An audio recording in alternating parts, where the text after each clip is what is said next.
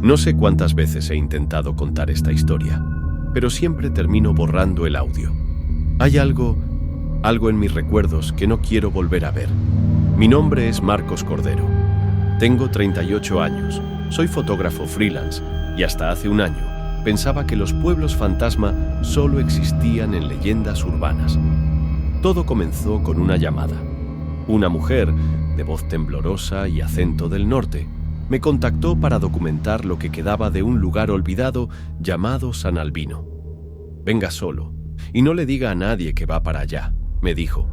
Pensé que era una clienta excéntrica más, pero me ofreció el doble de mi tarifa por solo 3 días de trabajo. Y como tonto, acepté. Llegué al pueblo un martes, justo al anochecer. No había señal en el celular, no había faroles encendidos, no había nadie, solo casas viejas de adobe y techos de lámina que crujían con el viento. Pero lo que más me desconcertó fue el silencio. No el silencio típico del campo. Era como si el mundo estuviera conteniendo la respiración. Ni insectos, ni pájaros. Nada. Solo yo y el eco de mis pasos. Esa noche dormí en la casa que me asignaron. No había luz eléctrica, solo velas. Y sobre la cama, una nota escrita a mano que decía: no salgas después de las 10, y si escuchas que tocan, no abras jamás. Pensé que era una broma, pero a las 10:34, alguien tocó. Recuerdo que me reí al leer la nota. Pensé que era parte del folclore, ¿sabes? Esas cosas que se hacen en los pueblos para asustar a los forasteros. Pero algo me incomodó. La letra temblorosa, como si quien la escribió tuviera prisa o miedo. A las 9:50 apagué todo. Me metí en la cama, pero no dormí. Me quedé escuchando. Y a las 10:34, justo como lo digo, se escucharon 3 golpes en la puerta. ¡Toc! ¡Toc! ¡Toc! No eran golpes fuertes. Más bien, como si alguien no quisiera despertar a los demás. Me quedé helado. Contuve la respiración. Y entonces, algo más. Una voz. ¿Don Marcos? ¿Está despierto? Sonaba como la voz de una niña. Pero yo no conocía a nadie ahí. Nadie sabía que me llamaba Marcos, excepto la mujer que me contrató. No respondí, pero los golpes se repitieron, más insistentes. Toc, toc, toc, toc. Me levanté en silencio. Fui hasta la puerta y acerqué el ojo a la rendija. No vi a nadie, y sin embargo, aún escuchaba la voz. «Ábrame, por favor». Se me quedó mi muñeca. La dejé adentro. La puerta tenía un pequeño espejo clavado al marco. Fue entonces que lo noté. No había nadie frente a la puerta, pero en el espejo vi la silueta de una niña de espaldas, con el cabello mojado y largo, descalza, parada justo ahí. El espejo tembló y se apagó la vela. El resto de la noche fue un infierno. Me quedé en la cama con los ojos abiertos, rezando, y a las 4:12 de la mañana los gallos cantaron. No uno, varios. Como si el pueblo despertara, como si el silencio diera paso a algo más. A la mañana siguiente salí a la plaza. Vi por fin a algunas personas, ancianos, un par de niños corriendo por la fuente, una mujer barriendo la entrada de la iglesia, vestida completamente de negro. Nadie me saludó, nadie me miró. Me sentí invisible. Hasta que un niño se me acercó. Tendría unos 7 años. Me jaló la camisa y me dijo: «Usted también oyó a la niña, ¿verdad?». El niño desapareció tan rápido como llegó. Le pregunté su nombre, pero ya se había metido por un callejón estrecho, como si supiera que no debía hablar más. Quise seguirlo, pero una voz me detuvo. Era la misma mujer que me había contratado. Alta, delgada, de rostro marcado por los años y los secretos. Llevaba un velo oscuro y una cruz colgando del cuello. Me dijo que se llamaba Doña Adelfa, y sin más palabras, me pidió que la siguiera. Caminamos en silencio hasta llegar a la última casa del pueblo, una casona antigua, con muros gruesos y puertas altas, la casa del fondo, así la llamaban. Sutil música ambiental, ecos, viento suave, madera crujiendo. Me hizo pasar. Por dentro olía a incienso, a humedad y a polvo estancado. En las paredes, crucifijos torcidos. En el suelo, figuras dibujadas con sal y ceniza. Me ofreció asiento y fue directo al grano. Lo trajimos porque ya no sabemos qué hacer, señor Cordero. Cada año, alguien desaparece. No hay patrón, no hay explicación. A veces es un niño, a veces un anciano, a veces alguien que solo estaba de paso. Me mostró una caja con fotografías antiguas, todas en blanco y negro, casi borrosas. En una de ellas vi lo imposible. Allí estaba yo, más joven, parado frente a la iglesia de San Albino, pero yo nunca había estado ahí antes, al menos no que yo recordara. Le pregunté de cuándo era esa foto. Doña Adelfa bajó la voz, como si le costara decirlo. Esa foto tiene más de 40 años. Sentí que el estómago se me hundía. Empecé a dudar de todo, de mis recuerdos, de mi trabajo, incluso de mi nombre. Pero lo peor fue cuando me mostró un cuaderno.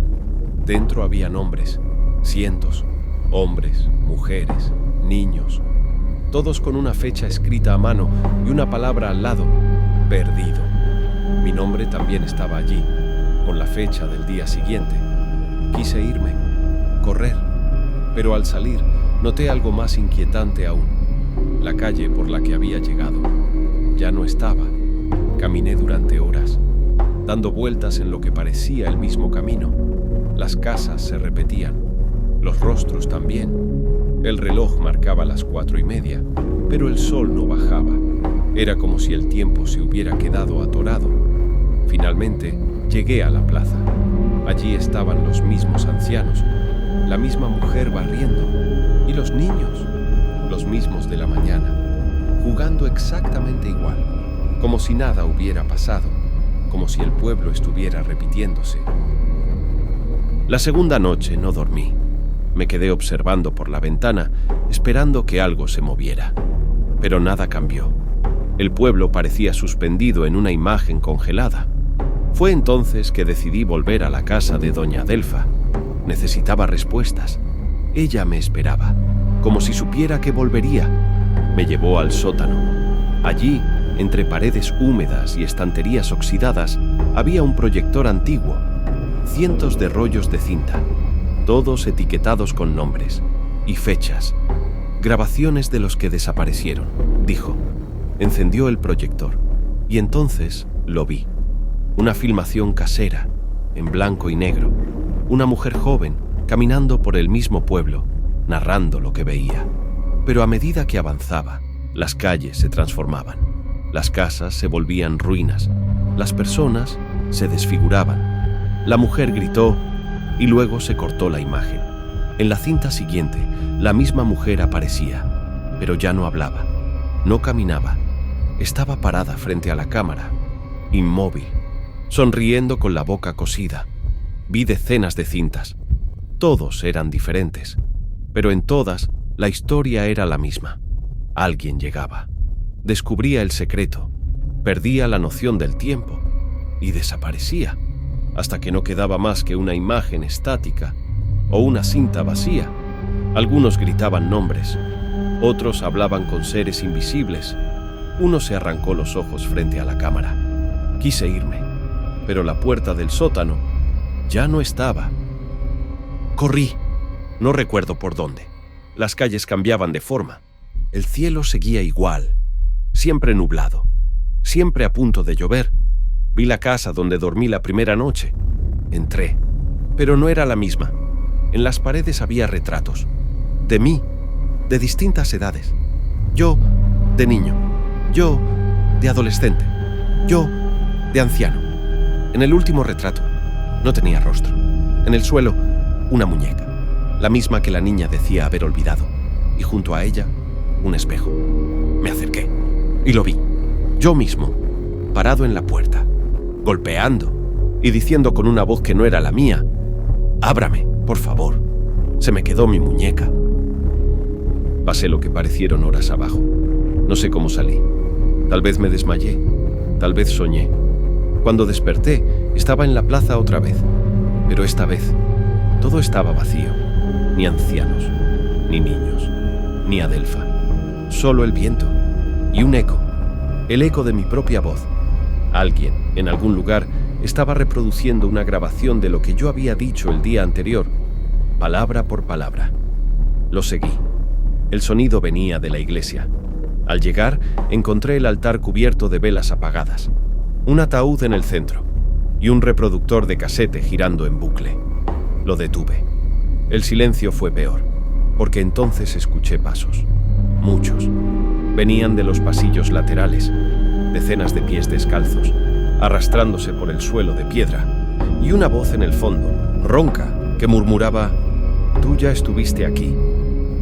El espejo se rompió, y con él todo se volvió oscuridad. No supe cuánto tiempo pasó.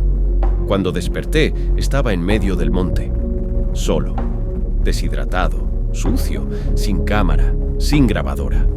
Un grupo de excursionistas me encontró. Me llevaron a un hospital. Les hablé de San Albino. Nadie conocía ese nombre. Busqué en mapas, archivos, periódicos antiguos. No existe. Nunca existió. Pero yo estuve ahí. Tengo cicatrices en la espalda y una cinta, solo una, donde se escucha mi voz. Y al fondo, la risa de una niña. Hay lugares que no deberían existir, pero están ahí, esperando a que alguien vuelva a pisarlos. Si algún día te ofrecen dinero fácil por fotografiar un pueblo abandonado, no vayas, no lo busques, porque si llegas a San Albino, no vas a salir.